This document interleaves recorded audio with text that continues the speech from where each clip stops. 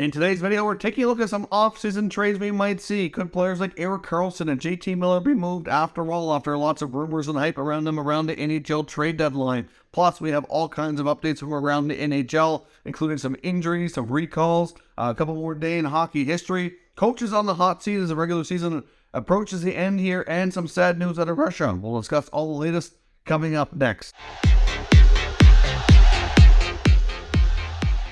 So welcome back to another video here at Top Shelf Hockey. As I mentioned, we have a lot of NHL news and some trade talk to take a look at here today. Before we jump into the news, though, I just want to take a little moment here and acknowledge another day in hockey history moment. On this day, all the way back in 1921, the Ottawa Senators won the Stanley Cup. Yes, of course, this is the first rendition of the Ottawa Senators before the NHL was officially a league as we know it today.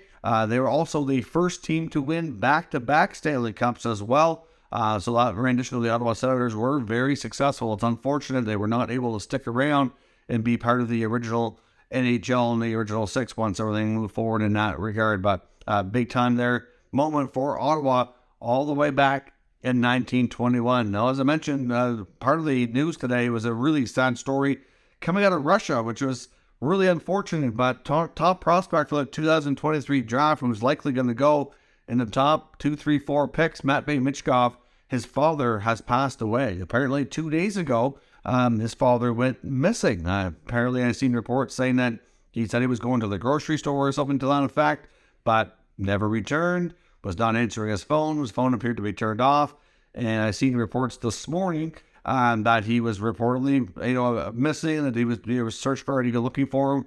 And then I've seen other news by late morning, early afternoon here that he was found. He was found in a pond, I believe, or something to that effect, and unfortunately was passed away. So with Andrei Mitchkov, Mitchkov's father, obviously, a tough loss for him. Obviously getting ready for the 2023 draft to embark on a huge dream to be a pro hockey player.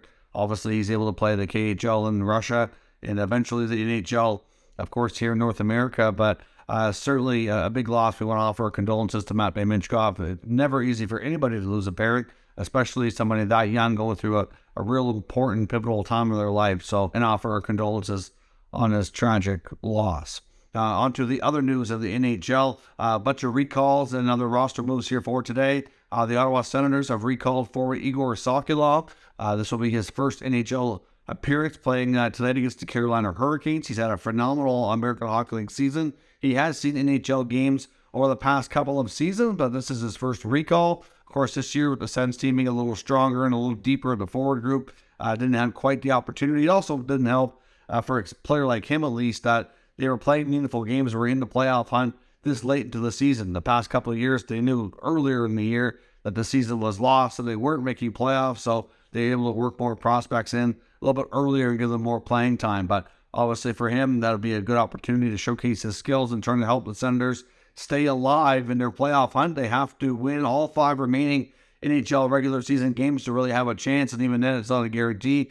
But we'll see. Now, of course, not only Sokolov going into the lineup tonight, but 20-year-old Levi Merilainen, who just came over from Finland and made one American Hockey League start, which was a 41-save shutout, mind you, will be getting the start tonight against the tough Carolina Hurricanes team, one of the top teams in the NHL. Of course, veteran Cam Talbot has played more recently and really has been absolutely atrocious. Talbot has been brutal, as the word that comes to mind, since he's returned from injury. And his last, I think, was 3 or 4 appearances. Like his save percentage is, I think, under 800. It's crazy bad. But putting Merilainen in the net is the 8th different goaltender to see action for the Senators this year. I believe their NHL record is 9. So that's certainly a lot, and hope for Merilainen's sake that he gives the Sens a chance to win tonight. But he's 20 years old. This is not the same Matt Auger, who's seen a fair bit of playing time in the past few weeks after we've seen some other goalies be hurt, of course, like Forsberg with Talbot being out. Auger is a couple of years older and has a little bit more pro experience, so probably a little bit easier for him to jump in there than a young guy like Merilainen. But he's a highly touted goalie prospect, and we'll see tonight what he's made of at this stage of his career. The Maple Leafs had to recall Joseph Woll, so another goalie recall there for the Maple Leafs. Of course, Matt Murray is going to be out after the fall and the little collision he had with Lucas Raymond. the other night against the Red Wings. He is out and considered day-to-day.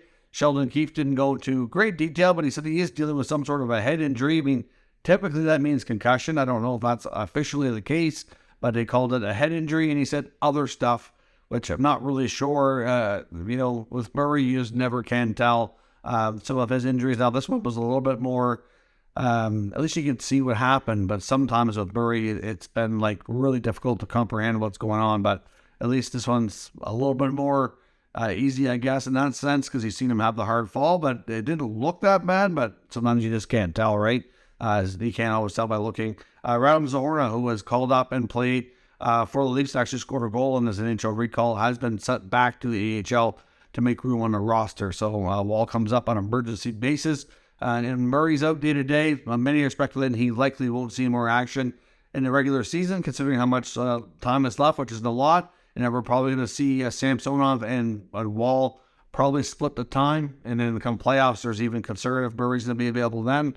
I think for the Leafs' sake, they better hope Samsonov stays healthy, because I don't think they really want to be turning to an unpredictable Murray at this stage of the season. The Nashville Predators today also placed John Leonard on waivers. He was recalled and actually played in last night's action. The Preds wanted to send him back to the minors today, but given his status, he does need new waivers to go back down. So he will see this time tomorrow if he'll be claimed or not. The Dallas Stars, of course, had Jason Robertson have another big night last night, putting up, I believe, 4 points, going over the 100-point plateau, which is the first player in Dallas Stars history to hit 100 points. If you take the franchise dating back to before it was in Dallas, going back to the original Minnesota North Stars, there were players at that level at that point that had 100 points, but since they've been to Dallas Stars, no player has achieved it. Mike Modano came close, getting 90-plus points, I believe, on multiple occasions, but Robertson is the first to officially go over. Just to show you how the league has changed. I mean, Dallas Stars captain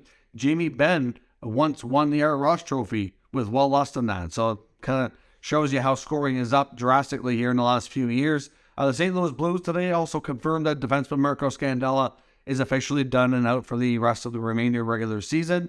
The Columbus Blue Jackets are in a similar scenario like we saw with Ottawa and Toronto, is calling up a young goaltender, Jet Greaves. Will get his first NHL start tonight as well. Of course, he's been pro now for 2 years, mostly playing the AHL with a little bit of time in the East Coast League after completing his junior career with the Beard Colts. So we'll see how Columbus makes out with a rookie goaltender tonight against the Leafs. Sounds like it's going to be Greaves against Woll in that matchup here as well. Now, as I mentioned, we have some head coaches I want to talk about today. It was a discussion on the DFO Rundown, which is the Daily Faceoff podcast with Frank Saravelli and Jason Greger, which kind of got me thinking about it. So I made some notes based on what they thought and added a little bit of my own here. But ultimately, they were talking about the NHL regular season not too far away from being finished. When we hit the end of the regular season, typically you see at least a couple of head coaches let go pretty much immediately within the first few days of the season ending. Sometimes you see a few more trickle in after the fact. Some teams make a change if they lose early in the playoffs. You just never know what you're going to see. Now, they set the over-under number for coaches fired this year at 2.5, which I don't think there's going to be a lot, to be completely honest. There could be a handful, but it's not going to be drastic. If you look, over half the NHL coaches right now in the NHL today are either in their first or second season behind the bench. So there's those teams I don't see making changes at all. Now, there's some that I think will, and the ones that we kind of consider here based on their comments and my thoughts, that could be a victim of, poor results here are the Dallas Eakins with the Anaheim Ducks. He is on an expiring contract. At the same time, it's possible he stays. We don't know how fairly new GM Pat Verbeek feels about things, but certainly when it comes to Eakins, they haven't had a ton of success, but they've been rebuilding and has had a good roster. That blue line is one of the weakest, if not the weakest in the league, so I don't know if they could have expected a whole lot better, but it's unclear where he's on an expiring deal, how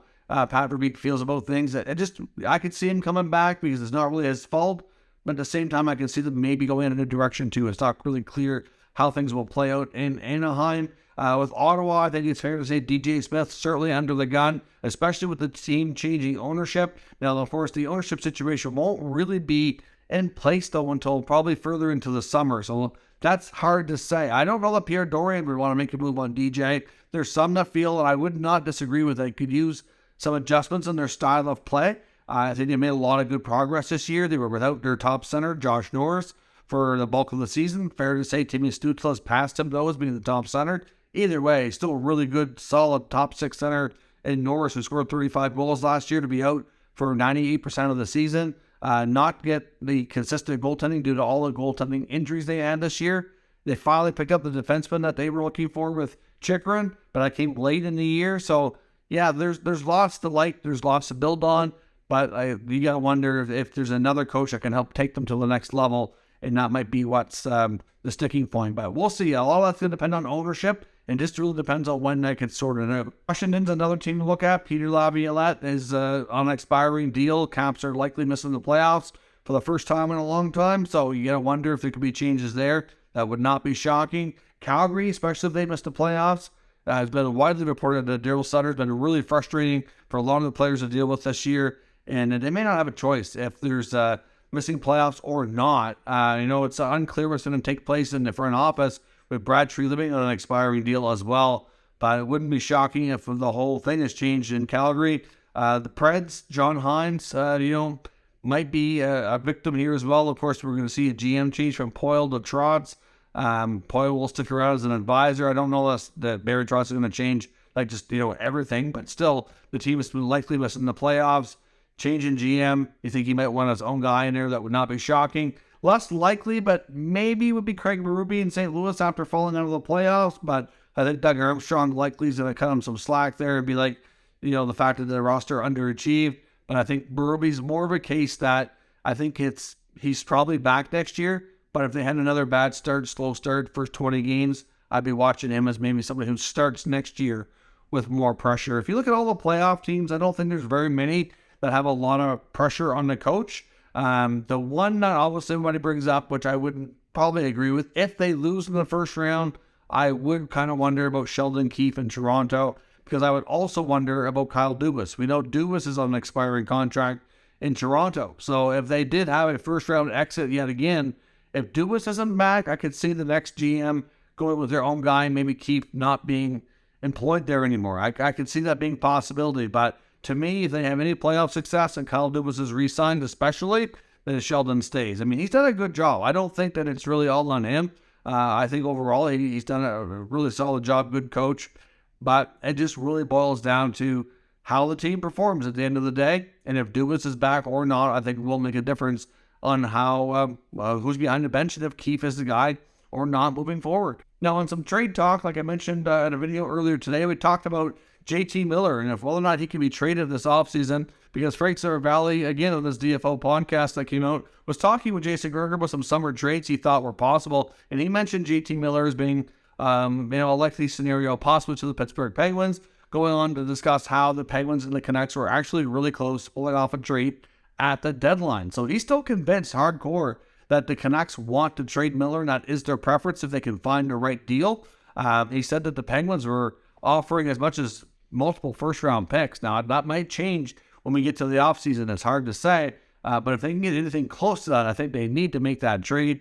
But at the same time, for Pittsburgh, it made me wonder if that's really the best move. But at the same time, JT Miller being moved is a real possibility. I think it'd have to be done by the draft because there's no trade clause kicks in the July 1 when the offseason starts free agency. So I don't know that it's going to be super likely to go to a variety of teams, but Pittsburgh would be one of the few teams that I think would make a lot of sense. He is from that area as well. So I guess we'll see. Saravalli's been on the Miller kick really the entire time since the deadline has passed, and I've heard him say probably 4 or 5 times that he's still convinced that Miller is going to be traded, or at least that they're going to push really hard to move him. So we'll see if that actually ends up coming to fruition or not. If you like more details on that full trade that was discussed and how close it came, certainly check out the other video I posted earlier today, and you can discuss that there and leave some comments on what your thoughts are. Erik Karlsson came up as well. I mean, Jason Gregory talked about the Ottawa Senators. It feels that they still need to add another blue liner. Adding Chychrun was a nice addition, but he said they still need somebody on the right side, knowing that Chychrun technically is a left shot D, and obviously was playing a bit on his offside after he arrived in Ottawa.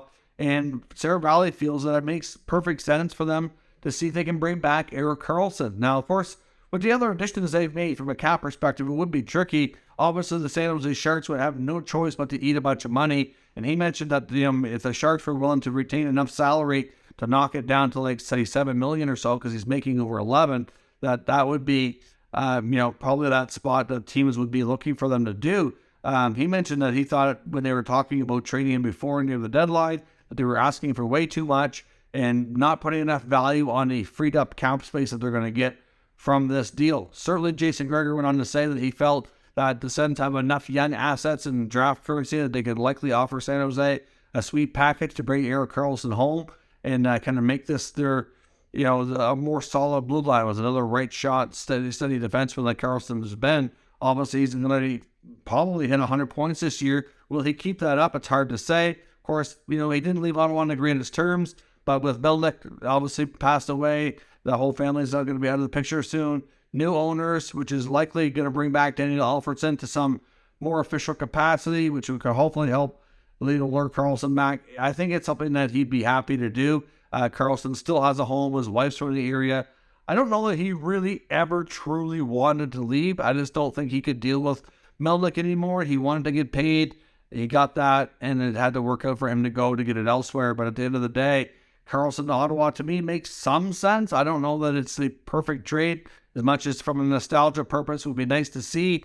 I don't know. I think goaltending might be their bigger issue in Ottawa, and they might want to be spending more wisely to solidify that position before they bring back another hefty contract on the blue line. But certainly it's fun to think about. Do you think Erik Karlsson back to Ottawa makes enough sense? What would you offer San Jose with all the different younger players, prospects, and draft picks that could possibly be put on the table to make that happen? Let me know your thoughts, and we'll discuss further down in the comments. If you're new to the channel, of course, make sure you subscribe and stick around.